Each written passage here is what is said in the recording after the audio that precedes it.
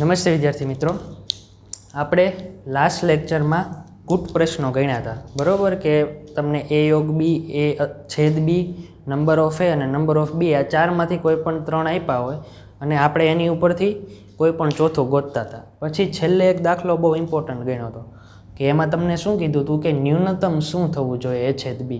તો એની માટે આપણે શું કર્યું હતું કે જો અહીંયા શું હશે, નંબર ઓફ a યોગ b બરાબર નંબર ઓફ a વત્તા number of b minus number of a છેદ b. બરાબર, તો આપણે શું કર્યું હતું કે આને ન્યૂનતમ કરવા માટે આને કેવું કરવું પડે, મહત્તમ. બરાબર, એટલે એને આપણે રિલેટેડ કરીને આને સૌથી વધારે મહત્તમ કિંમત જે હતી કે ટોટલ એટલા વિદ્યાર્થીઓ છે એ આપણે અહીંયા સીધું લઈ લીધું હતું a યોગ બીમાં, કે જેથી આપણને આની કિંમત કેવી મળે, ન્યૂનતમ મળે. બરાબર, હવે એવો જ તે એક દાખલો છે ને એ ઉદાહરણમાં છે કે એમાંય તે તમને કંઈક ડાયરેક્ટ એમ નથી પૂછ્યું કે તમે a યોગ b a છેદ b શોધો, એમ પૂછ્યું છે કે આ માહિતી સાચી છે. તો એમાં કઈ રીતે આન્સર આપવાનો એ જોઈએ. જો આપણે ઉદાહરણ નંબર 33ની વાત શરૂ કરીએ.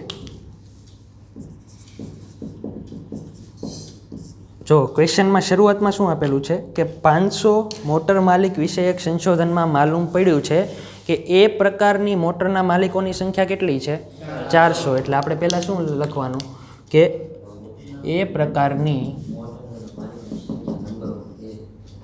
મોટરના માલિકની સંખ્યા એ કેટલી છે, નંબર ઓફ એ, અને અહીંયા કેટલી આપેલી છે, 400. બરાબર, પછી બીજું શું આપેલું છે કે બી પ્રકારના મોટર માલિકોની સંખ્યા કેટલી છે, કે બી પ્રકારના મોટર માલિકોની સંખ્યા નંબર ઓફ યુ શું આપેલું છે, 500. અને બીજું કઈ આપેલું છે અંદર, 50 મોટર માલિકો એ અને બી બંને પ્રકારની, એટલે નંબર ઓફ એ છેદ બી બરાબર શું થશે, બરોબર. ના ના ના ના, ઉપર એ અને બી તમે કહી દીધું ને, એટલે એ છેદ બીમાં એ સમજી જાય કે એ છેદ બી શું કહેવા માંગે છે. ઉપર એક વખત આપણે ડિફાઇન કરી દેવાનું, બરોબર, કે એ બરાબર શું છે ને બી બરાબર શું છે. પછી એ છેદ બી ને એ યોગ બી તો તમે સીધું લખી શકો.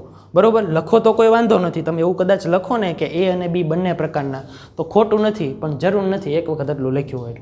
બરોબર, હવે આપણને માહિતી સાચી છે કે ખોટી છે એવું પૂછ્યું છે. તો આપણને ખબર છે કે આપણને જો એ છેદ બી આપેલું છે, બી આપેલું છે ને એ આપેલું છે, એટલે આપણને ત્રણ માહિતી તો આપી જ દીધેલી છે. તો આપણે શું શોધશું, એ યોગ બી. એ યોગ બી મેળવશું એટલે ખબર પડશે કે આ શું કહેવા માંગે છે ક્વેશ્ચન. અહીંયા શું થશે, number of A plus number of B, બરોબર. નંબર ઓફ એ કેટલા છે અહીંયા, વત્તા number of B 200 minus number of A છેદ બી 50. તો કેટલું થશે, 600 માઇનસ 50, બરોબર. હવે શું કરવાનું, કોઈ આઈડિયા આપીએ કે મને? એ યોગ બી તો શોધી લીધું, કેમ? એટલે કે સાર્વત્રિક ગણના સભ્યોની સંખ્યા કરતાં વધારે એ યોગ બી ક્યારેય ન થઈ શકે. એટલે અહીંયા તમારે એવું સ્ટેટમેન્ટ લખવાનું કે નંબર ઓફ એ યોગ B greater than number of U, જે શક્ય નથી. તેથી આપેલ માહિતી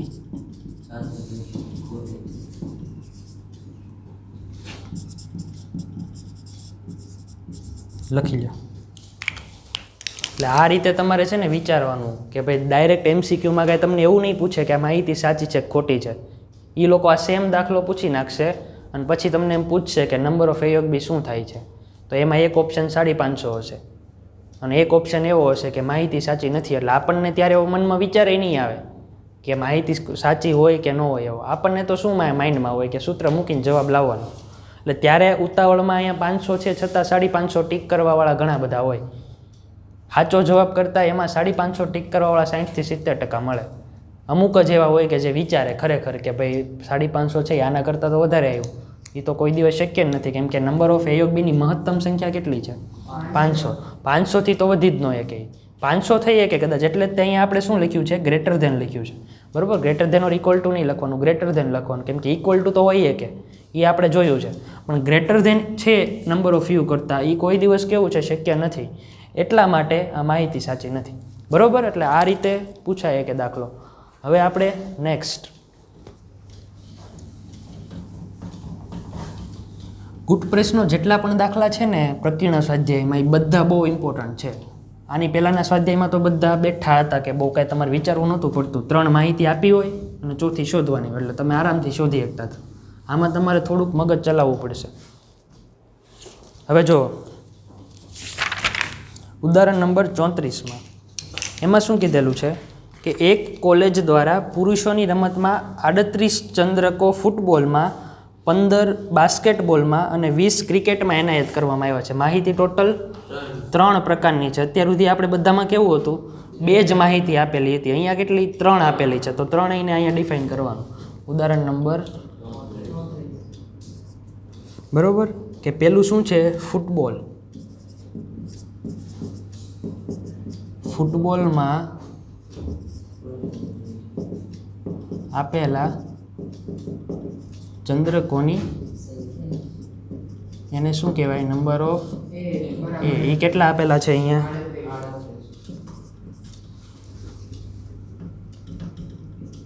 બરોબર. પછી કઈ રમત છે બીજી, બાસ્કેટબોલ. ને ત્રીજી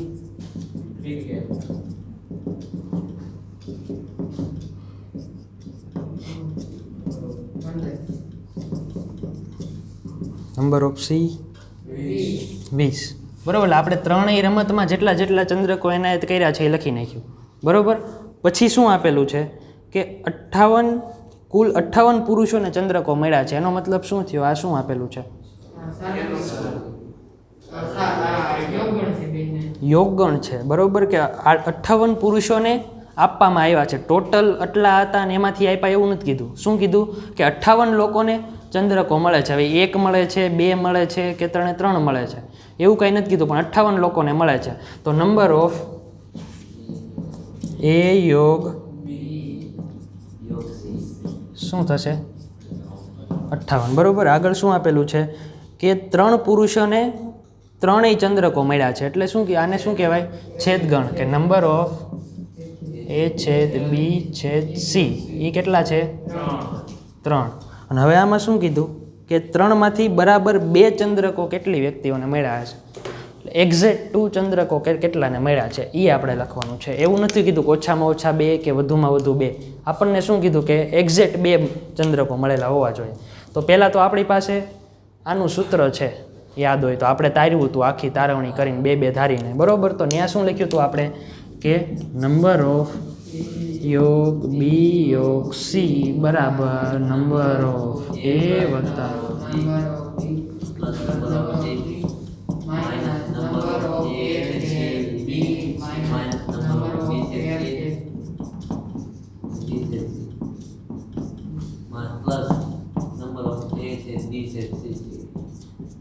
બરોબર. આ સૂત્ર આપણી પાસે છે.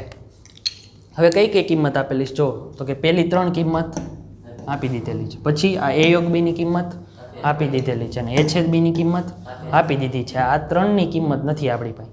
આપણે શું શોધવાનું છે, 2 એટલે કે 2 ચંદ્રકો કેટલાને મળ્યા છે. આનો મતલબ શું થાય કે એ અને સી ને ચંદ્રકો મળ્યા હોય, આનો મતલબ બી અને સી ને, અને આનો મતલબ એ અને બી ને. એનો મતલબ કે મારી 3 શોધી નાખવાનું રહે. એ વસ્તુ ખોટી છે, કેમ એ સમજાવવું હમણાં, બરોબર. હવે જો એને આપણે સૂત્રનો કરતા બનાવીએ એટલે અહીંયા શું થઈ જશે, નંબર ઓફ એ છેદ બી વત્તા નંબર ઓફ એ છેદ સી વત્તા નંબર ઓફ, બરોબર. એ 3નું આ સાઈડ લેતા આવ્યો બરાબરની, એટલે 3 કેવા થઈ ગયા, પ્લસ. હવે અહીંયા જે 58 આવશે એને બરાબરની પહેલી સાઈડ લઈ જશું, એટલે નંબર ઓફ એ બી અને સી પહેલાં તો કેટલા છે, 38 વત્તા 20 માઇનસ 58. આ 58 મેં આના લખ્યા હો, એ યોગ બી યોગ સીના, બરોબર. અને માઇનસ પ્લસ કેટલા કરવાના, 3, બરોબર. કેટલા થાય છે જોવો તો, ફાઇનલ આન્સર કેટલો થાય છે,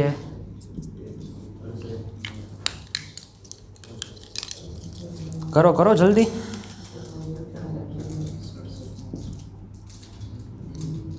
આ બંને તો એમના મૂડી જ જાય, એટલે કેટલા વધશે? 18 વધે, બરાબર. કેમ કે આ 38 ને 20 કેટલા થશે? 58 ને -58 છે, એટલે એ બંને તો એમના મૂડી જાય, એટલે 15 વત્તા 3 વધે, એટલે 18 આન્સર આવ્યો. એટલે આપણો આન્સર 18 થવો જોઈએ એવું તમારું કહેવું છે. હવે જો આપણે વેન ડાયાગ્રામ જોઈએ.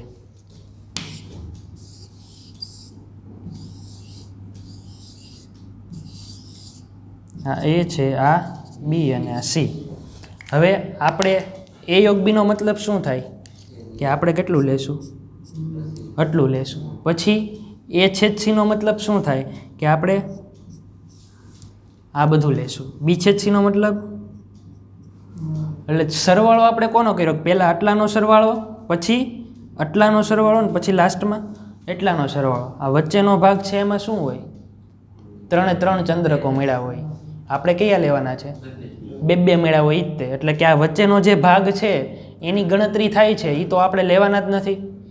સમજાણું હું કહેવા માંગુ છું? આ વચ્ચેવાળા આપણે કંઈ લેવાના જ નથી. એટલે તમારે શું કરવાનું છે? આ વચ્ચેવાળા આપણે સરવાળામાં કેટલી વાર લીધા? 3 વાર. પહેલાં તો કે એ છેદ બી માટે, પછી તો કે એ છેદ સી માટે, પછી બી છેદ સી માટે. તો આમાંથી આપણે શું કરવાનું? 3 વખત જે આ ડી એટલે કે 3 ચંદ્રકો મળે છે એ 3 વખત આપણે ઉડાડી દેવાના. એટલે આને તમારે ક્વેશ્ચનમાં કઈ રીતે લખવાનું કે બરાબર રીતે પહેલાં છે ને એક વેન આકૃતિ દોરવાની, બરાબર ને પછી દેખાડવાનું કે આનો મતલબ શું થાય છે. ડાયરેક્ટ એવું નહીં કે 3 વખત આપણે માઇનસ કરી નાખીએ, બરાબર.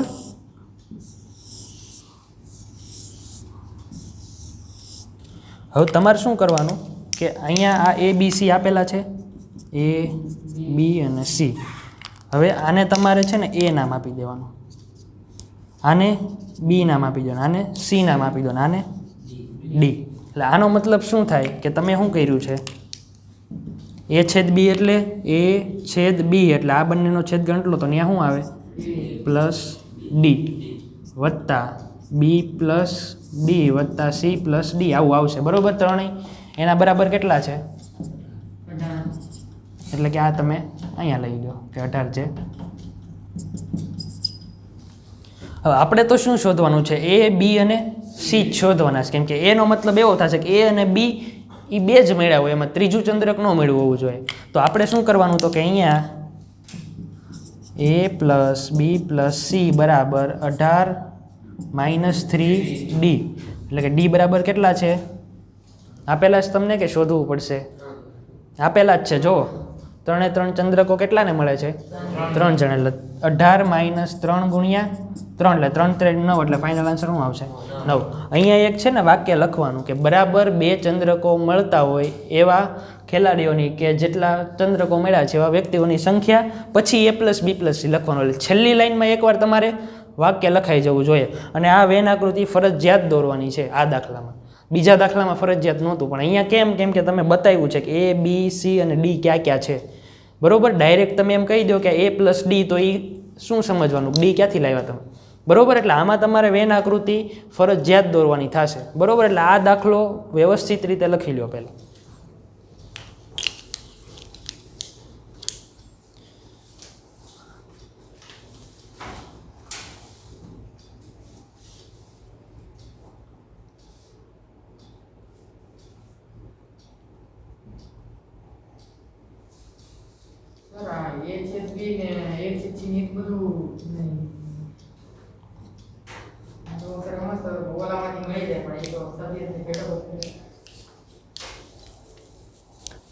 હવેના જે દાખલા આપણે સ્વાધ્યાયમાં અમુક દાખલા કરશું ને આખા તમારે વેન આકૃતિ ઉપરથી જ સમજવા પડશે. આમાં કેમ આપણને વેન આકૃતિ જોઈએ ત્યારે ખબર પડી, નહીંતર તો અત્યાર સુધી આપણને શું લાગતું હતું કે 18 આપણો આન્સર, બરોબર. પણ વેન આકૃતિ સમજો ને ત્યારે ખબર પડે કે આમાં આ તો આપણે 3 વાર સરવાળામાં લઈએ છીએ. અને 3 માહિતીવાળા દાખલા હોય ને એ બધા વિચારવા જેવા છે. જેટલા આપ્યા છે ને એક કંઈ તમને સીધું નથી મળી જતું.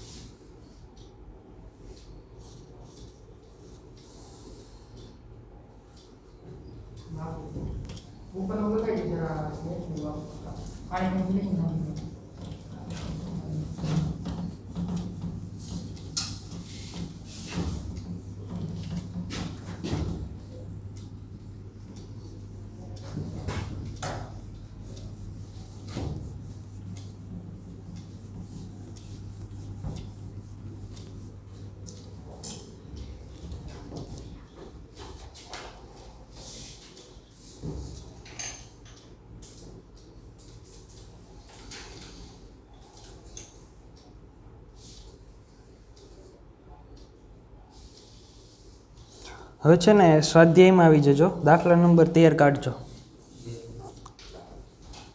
દાખલા નંબર 13 છે ને એ જોવો, એનો ક્વેશ્ચન સમજો તો શું કહેવા માંગે છે.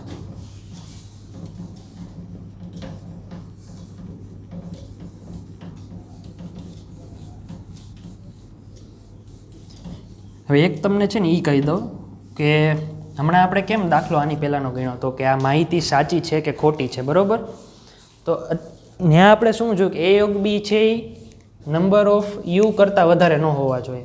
હજી બીજું તમને કદાચ a છેદ b શોધવાનું કીધું હોય અને a છેદ b ઉપરથી આપણે કહેવાનું હોય ને કે માહિતી સાચી છે કે ખોટી છે, તો a છેદ bની સંખ્યા છે ને એ નંબર ઓફ a અને નંબર ઓફ b કરતાં હંમેશા કેવી હશે? એના જેટલી કાં તો ઓછી હશે.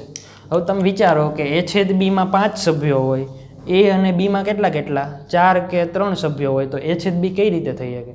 હવે એમાં 4 સભ્યો છે તો મેક્સિમમ કે ક્યાં સુધી જઈએ કે 4 સુધી જઈએ કે a છેદ b 4થી તો વધવાનું નથી. ભલે આવડું આ તમને 10 આપેલું છે ને આ 4 જ આપેલું છે, પણ આ તમને 5 મેળવું હોય ને તો આ કેવું છે?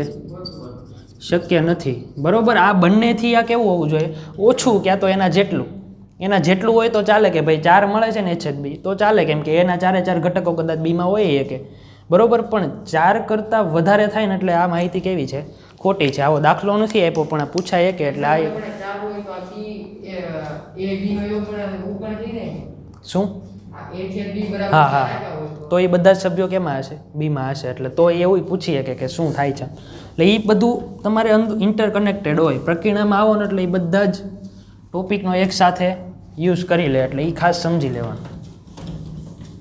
અને આવી બધી જે નોટ્સ હોય ને એ લખતી જવાની, એવું નહીં સમજી ગયા, કેમ કે એ કાલે પૂછીશ ને તો કાલે ભૂલાઈ જશે, યાદ નહીં હોય કે શું કીધું હતું એમ. તો આપણે એક્ઝામ તો હજી ઘણા મહિનાઓ પછી દેવાની છે, બરાબર? અને આના બધા ટોપિક તો 2 વર્ષ યાદ રાખવાના છે, ત્યારે 12થમાં સારા માર્ક આવશે, બરાબર? એવું નથી કે આ ચેપ્ટર પૂરું થયું કે 11th પૂરું થયું એટલે પતી ગયું. 12થના ચેપ્ટર જોશો ને એટલે ખબર પડશે કે બધા ચેપ્ટર આની યારે કનેક્ટેડ જ છે. ત્યાં ગમે ત્યારે ઘાતગણ આવી જાય, ઘાતગણ આવે તો પાછું આપણે વિચારવાનું ઘાતગણ ક્યાં ભણ્યા હતા, બરાબર? 12માનું ગમે એ ચેપ્ટર લેશો ને તો ગમે ત્યારે ગમે એ 11thનો ટોપિકનો યુઝ આવી જશે, બરાબર? એટલે અત્યારથી જ તે બધું વ્યવસ્થિત કરતા જવાનું. હવે જો આના જે ક્વેશ્ચન છે ને એ બધા ઘણા એવા છે, જે પ્રકીર્ણ સ્વાધ્યાયમાં જે પણ દાખલા હશે ને તમારે 11thમાં એ બધા હાઈ લેવલના છે કે જે જી લેવલમાં પૂછાય કે, બરાબર?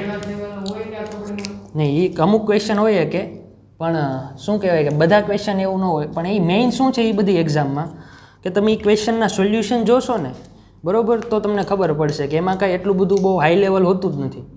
એ ખાલી તમને શું કરે છે કે કન્ફ્યુઝ કરે. કેમ કે આપણે કેમ અહીંયા ભણીએ છીએ તો કે 2-3 ટોપિક ભેગા કરીએ છીએ ને તો એ કન્ફ્યુઝ થઈ જાય છે. ત્યાં કેવું થશે કે 2-3 ચેપ્ટર મિક્સ કરીને ક્વેશ્ચન આવશે, કે 2 થી 3 ચેપ્ટરનો યુઝ થઈ ગયો હોય ને એવો કોઈ ક્વેશ્ચન હોય, તો એમાં તમે કઈ રીતે ડીલ કરો છો એની ઉપર ઇમ્પોર્ટન્સ રહે એનું, બરાબર? બધા ક્વેશ્ચન એવો ન હોય, પણ અમુક ક્વેશ્ચન એવો હોય કે 2 થી 3 ચેપ્ટર એકસાથે, કેમ આપણે ચેપ્ટર 1 ભણીએ છીએ, હજી ચેપ્ટર તો સંબંધ અને વિધેય ભણીએ, તો એ 2 ચેપ્ટરનો મિક્સ કરીને કોઈ MCQ મૂકી દે, બરાબર? એટલે એવું હોય કે એમાં. એટલે અત્યારે તો આપણે જેટલું ટેક્સ્ટ બુક ચાલે છે એ જ કરવાનું, કેમ કે એ ક્વેશ્ચન બધા તમે જોશો ને તો અત્યારે શું થશે કે આ તો આપણે થતા જ નથી. એનું રીઝન એવું હોય કે તમે જે આગળના ચેપ્ટર તો ભણ્યા જ ન હોય, આગળના ચેપ્ટર તમે ભણ્યા જ નથી તો તમે કઈ રીતે એ ક્વેશ્ચન કરી શકો, સમજાણું? એટલે અત્યારે આપણે આ ટાઈમ કેવો છે કે કન્સેપ્ટ બિલ્ડ કરવાના છે, હજી આપણે પહેલા ચેપ્ટરમાં છીએ. એટલે સારામાં સારી રીતે જેટલું ચાલે છે એ બધું લર્ન કરતા જાઓ એટલે આગળ વાંધો ન આવે, બરાબર? ક્વેશ્ચન નંબર 13 એમાં શું છે કે 600 વિદ્યાર્થીઓના સર્વેક્ષણમાં 150 વિદ્યાર્થીઓ ચા પીતા હતા, બરાબર?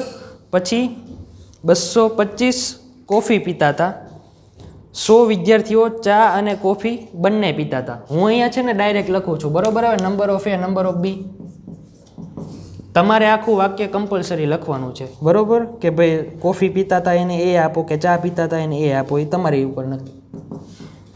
આપણે એ છે ને એ ચા પીતા હોય ને એની માટે આપીએ. ચા કેટલા પીવે છે? 150. નંબર ઓફ બી કોફી કેટલા પીવે છે? 25. નંબર ઓફ યુ કેટલા આપેલા છે? બરોબર. અને પછી શું આપેલું છે? એ છેદ બી કેટલા છે? 100. પૂછ્યું છે શું આપણને? ચા અને કોફી બંને નહીં પીનારા, એટલે કે ચાય નથી પીતા અને તો એને કઈ રીતે લખાય અહીંયા?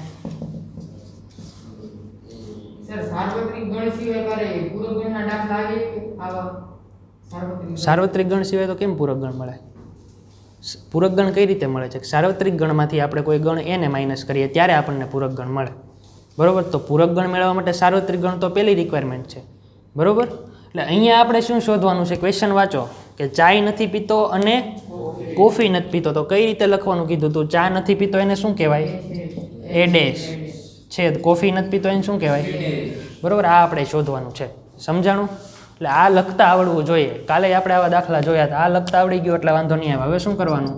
તો કે નંબર ઓફ દ મોર્ગનના નિયમ ઉપરથી એ યોગ બીનો ડેશ, આને શું કહેવાય? તો કે number of U minus number of A યોગ બી. બરોબર. હવે એ યોગ બીનું સૂત્ર મૂકી દો ત્યાં. નંબર ઓફ એ વત્તા number of B minus number of A યોગ બી. તમે અલગથી મેળવો તોય ચાલે, સીધું અહીંયા મૂકી દો તોય ચાલે, બરોબર? તમને એમ થાય કે મારે આની પહેલાં એ યોગ બી મેળવી લેવું છે, તો પહેલાં એ યોગ બી મેળવી લો એટલે સીધી અહીંયા તમારે શું કરવાનું છે? કિંમત જ મૂકવાની રહે, એ યોગ બી જે મેળવવું હોય, બરોબર? હવે નંબર ઓફ યુ કેટલા છે? 600 માઇનસ નંબર ઓફ એ કેટલા છે? વત્તા 225 માઇનસ, બરોબર?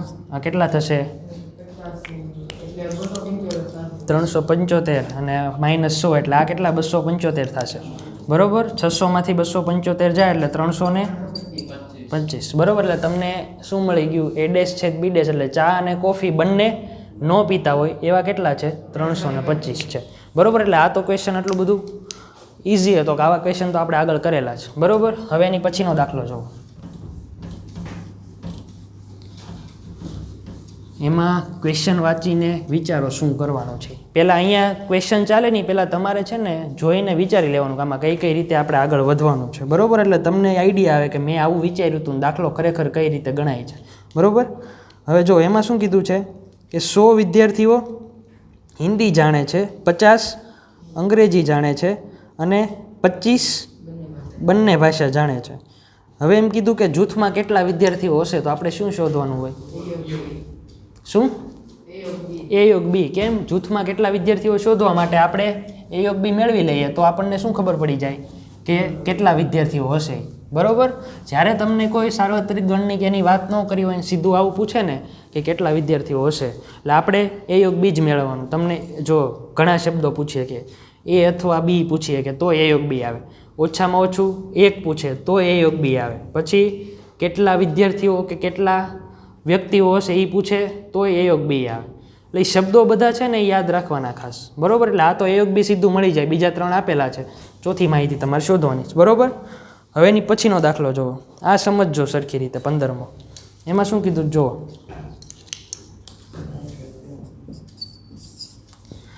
કે 60 વ્યક્તિઓના સર્વેક્ષણમાં, એટલે નંબર ઓફ યુ બરાબર 60. પછી શું કીધું છે કે 25 વ્યક્તિઓ સમાચાર પત્ર એચ વાંચતા હતા, બરોબર? એટલે એચને આપણે એ નામ આપશું, એટલે નંબર ઓફ કાં તો એચ જ રાખીએ, બરોબર? એટલે આપણને યાદ રહે કે એચ સમાચાર પત્ર વાંચતા હતા એને નંબર ઓફ એચ નામ આપ્યું આપણે. તો એ કેટલા છે? પછી શું આગળ આપેલું છે કે ટી વાંચતા, પછી કયું છે? આઈ વાંચતા. ટી 26 અને આઈ 26, એમ ને? બરોબર. એટલું આપણને પહેલાં તો આપેલું છે. પછી નેક્સ્ટ શું કીધું છે? 9 એચ અને આઈ બંને, એટલે નંબર ઓફ એચ છેદ બરાબર, બરોબર? એચ અને ટી 11 અને ટી અને આઈ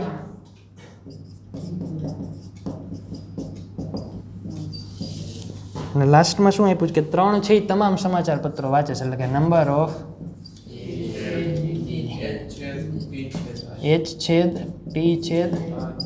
બરાબર 3. તો બધું જ આપી દીધું. તો શું બાકી રહ્યું?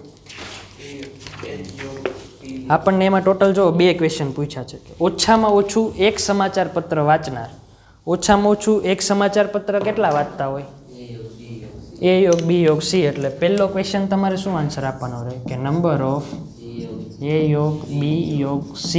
આ તો તમે જાતે મેળવી લેશો, સીધું સૂત્ર મૂકી દેવાનું. સૂત્ર મૂકીને જે બધી જ કિંમતો આપેલી છે કે જો સિંગલ બધાની છે, બેની બધાની આપેલી છે, અને 3 આપેલું છે, એટલે બધી કિંમતો મૂકશો એટલે એનો આન્સર મળી જાય. હવે શું કીધું કે માત્ર એક સમાચાર પત્ર વાંચતા હોય ને, બરાબર, એવા વ્યક્તિઓની સંખ્યા પૂછ્યું છે. બરાબર 1, એક્ઝેક્ટ 1. આગળ કેમ આપણે એક્ઝેક્ટ 2 કીધું હતું, અહીંયા શું કીધું છે? એક્ઝેક્ટ 1 જ તે, બરાબર. તો અહીંયા આપણે પહેલાં વેન આકૃતિ દોરીએ.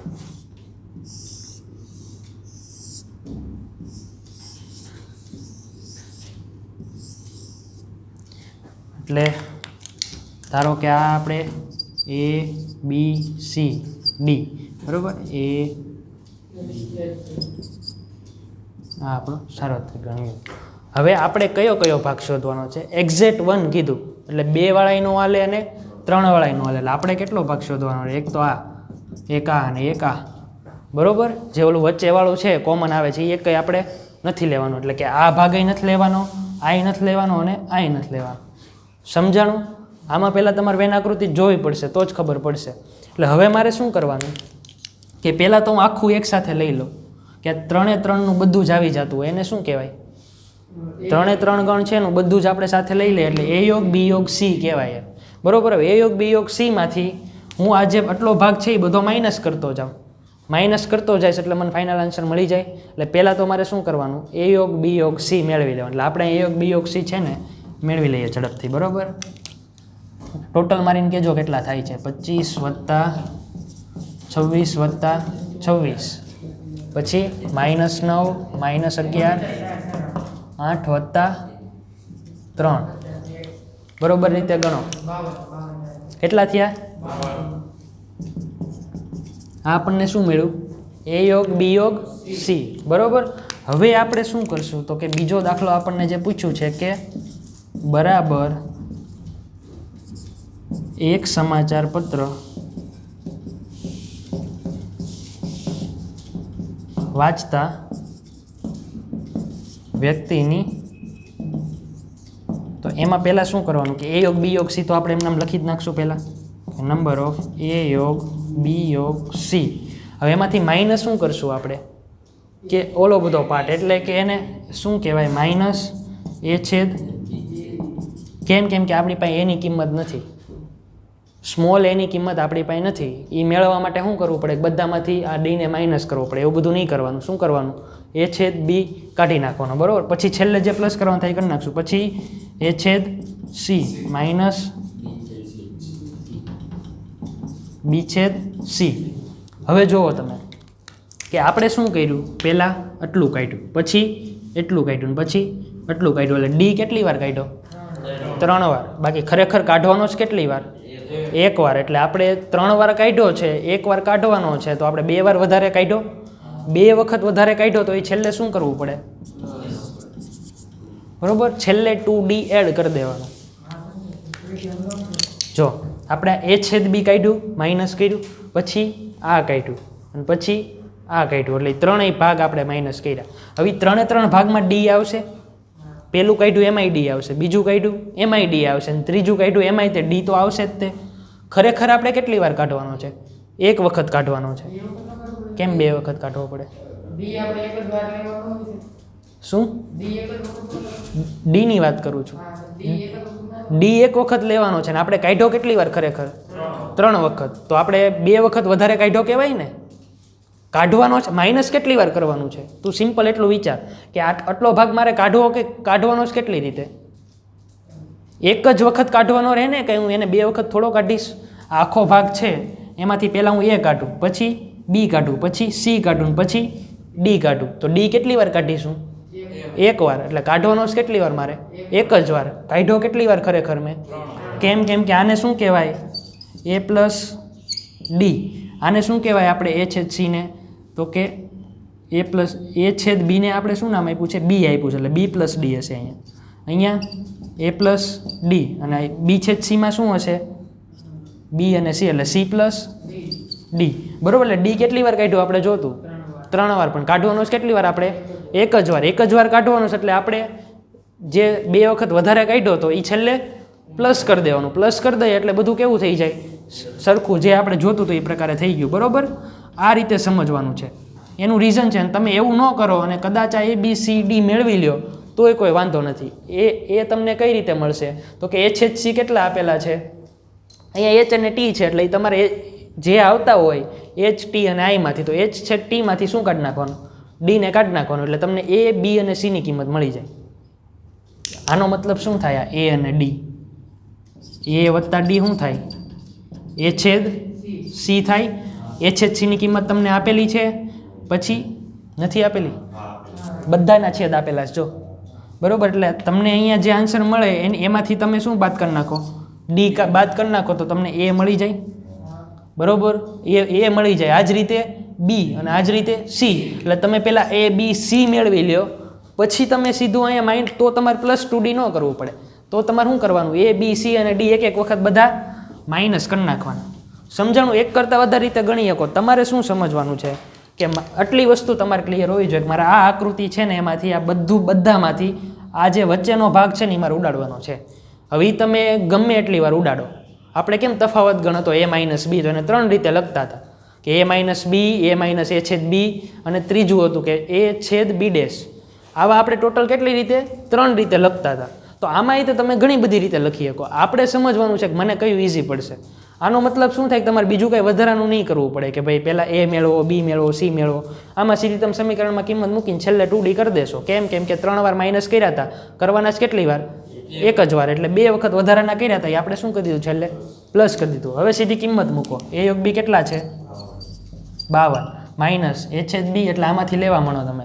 અહીંયા તમે છે ને એચ ટી અને આઈ લખજો. બરાબર, મેં એ બી સી લખી નાખ્યા છે, પણ તમારે અહીંયા શું લખવાનું? એચ ટી અને આઈ જે આવે છે એ ઉપરથી. એટલે 52 માઇનસ આ 3 એને હું માઇનસ કરી નાખીશ, અને છેલ્લે 2 ગુણ્યા ડી કેટલા છે? 30. બહુ ઝડપથી લાવી તમે. શું આવશે જવાબ? 20 ને 8 અને 6. શું આવશે ફાઇનલ આન્સર?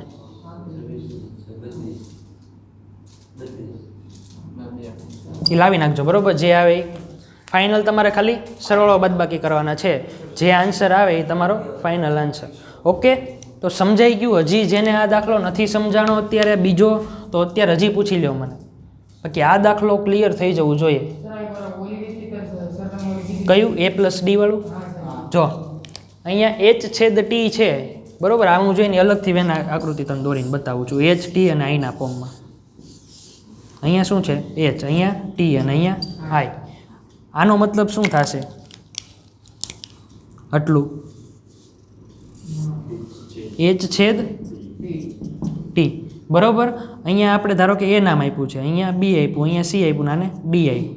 એટલે આપણે ખરેખર આપણને શું ખબર પડી? માઇનસ કેટલું કરવાનું છે? એ બી સી અને ડી એટલું મારે માઇનસ કરવાનું છે. બરાબર, તો એચ છેદ ટી બરાબર તમને આપેલું છે. અહીંયા કેટલું આપેલું છે? જો તો 11 આપેલું છે. બરાબર, એચ છેદ ટીને કહેવાય શું? બરાબર 11. એટલે એ બરાબર શું થાય? ડી બરાબર 3 આપેલા છે આપણને. એટલે 11 માઇનસ 3 બરાબર 8. એટલે તમને શું મળી ગયું? એ મળી ગયું. એ જ રીતે બી મેળવી લ્યો, સી મેળવી લ્યો. એટલે પછી તમારે શું કરવાનું કે આમાંથી એ બી સી અને ડી આ 4 વસ્તુ કાઢી નાખવાની.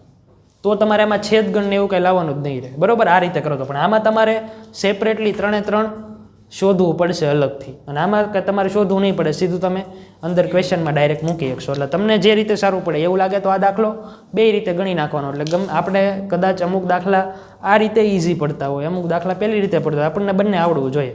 બરાબર, એટલે આ પ્રોપરલી હોમવર્કમાં કરજો. છેલ્લો દાખલો જુઓ. એ રીતે તમને આ જ રીતનો આપ્યો છે કે 3 માહિતી અલગ અલગ આપેલી છે, અને એની ઉપરથી ક્વેશ્ચનમાં શું પૂછ્યું છે એ વિચારો ખાલી એકવાર.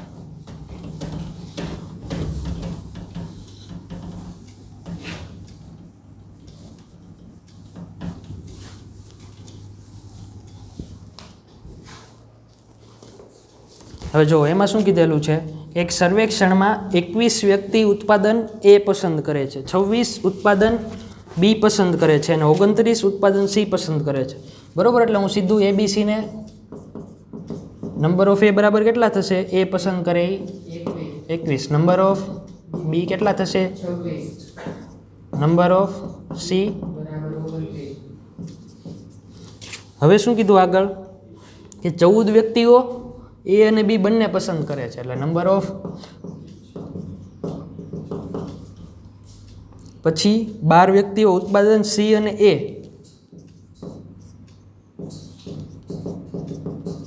અને નંબર ઓફ બી છેદ સી કેટલા આપેલા છે, 14 વ્યક્તિઓ. બરોબર, પાછું શું આપેલું છે કે 8 વ્યક્તિઓ,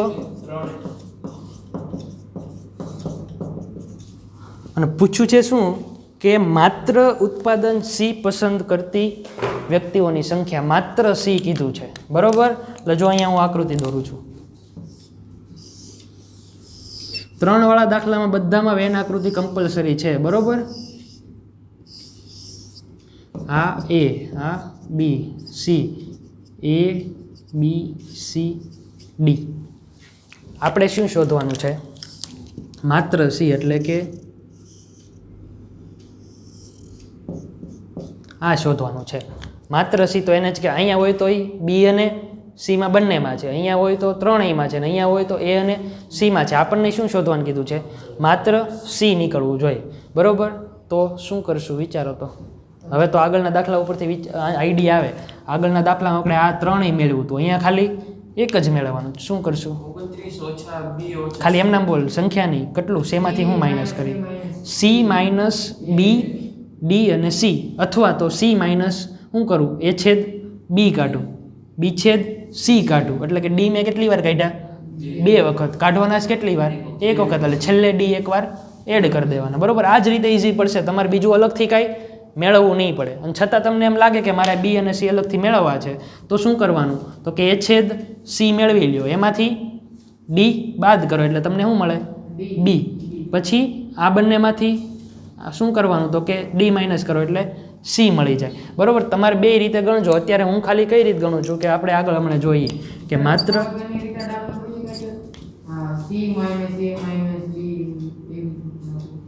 એટલું બધું હું કામ કરવું છે, કઈ રીતે, પણ સીમાં કયા કયા ઘટકો છે ખબર છે તને, તો કેમ ખબર પડશે. સંખ્યા ઉપર આપણે એવું થોડું કહીએ કે એમાં તો કેવું હોય કે ભાઈ બેયના કોમન ઘટકો માઇનસ કરવાના, તો એ કોમન ઘટકો કેટલા છે એ આપણને, અને એ વસ્તુ કેવું થાય કે આમાંથી ખબર પડે તને, પણ એ અલગ અલગ કરવામાં બહુ લેન્ધી પ્રોસેસ થઈ જાય. એટલે અમુક સમ કઈ રીતે કઈ સૂત્રની હુકામ આવ્યું હોય કે આપણે જે પણ આગળ બધી પ્રોસેસ કરવાની છે કેવી ઇઝી થાય એટલા માટે.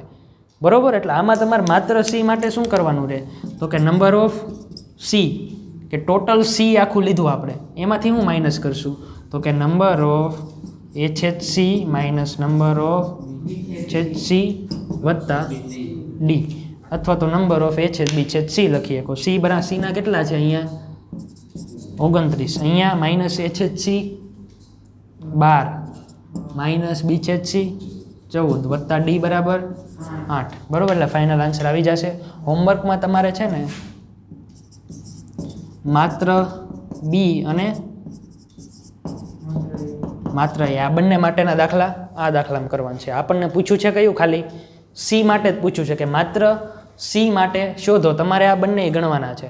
બરાબર, સેમ પ્રોસેસથી થઈ જાય. એટલે આજે જેટલા પણ દાખલા ચાલ્યા છે ને એ બધા બહુ ઇમ્પોર્ટન્ટ ચાલ્યા છે. તમે જોયું હશે કે બધામાં કંઈક ને કંઈક નવું વિચારવું પડતું હતું, એટલે આપણે મોસ્ટ ઓફ સમની બધાની ચર્ચા કરી છે. બરાબર, એટલે આજે તમારે હોમવર્કમાં ટોટલ આ બંને દાખલા તો રહેશે, સાથે સાથે ઉદાહરણ આપણે કયા કયા કર્યા છે જુઓ તો. ઉદાહરણ 33, 34 અને સ્વાધ્યાય 1ના દાખલા નંબર 13 થી 16. બરાબર, આટલું વર્ક તમારે આજે કમ્પ્લીટ કરવાનું છે. સારી રીતે બધા દાખલા સમજીને પ્રોપરલી વેન આકૃતિ દોરીને કરજો. બરાબર, અને વેન આકૃતિ આમ વ્યવસ્થિત દેખાય ને એવી દોરવાની, કાંઈ એ બી સી બરાબર નામ આપો. પછી શેમાં 2 વાળામાં જરૂર નથી, 3માં દોરવી પડશે. એનું રીઝન છે કે તમે માઇનસ જે પણ પ્લસ માઇનસ કરો છો એ અહીંથી દેખાડવું પડશે, અને હાઇલાઇટ કરો જે ભાગ આપણે જોતો છે ને એ અહીંયા કેમ આપણે સી જોતો હતો તો સી હાઇલાઇટ કર્યો. એવી રીતે જે માહિતી તમારે જોતી છે ને એની ઉપર આવી રીતે આછી એવું નહીં કે હાવ ઘૂંટી જ નાખીએ, બરોબર. સિમ્પલ આછી લાઈન દોરી નાખવાની એટલે આપણને આઈડિયા રહે કે આપણે કેટલું જોતું છે, બરોબર. એટલે એટલું વર્ક કમ્પ્લીટ કરજો. આપણે નેક્સ્ટ લેક્ચરમાં ચેપ્ટર 1નો છેલ્લો લેક્ચર છે, બરોબર. પછી આપણે ચેપ્ટર 2 તરફ આગળ વધશું. ઓકે.